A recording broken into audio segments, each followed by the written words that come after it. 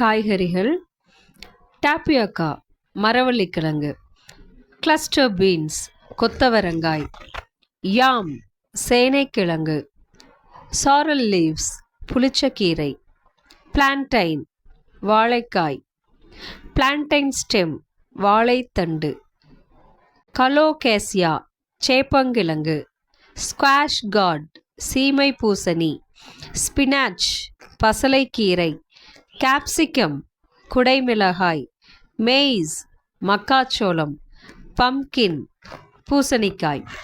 Carrot, beans, பீட்ரூட்னா எல்லாத்துக்குமே தெரியும். இந்த வகையான காய்கறிகள் அவ்வளோ சீக்கிரம் எல்லாத்துக்குமே தெரிய வாய்ப்பில்லை. ஸோ ரிப்பீட்டடாக இதை திரும்ப திரும்ப படிங்க.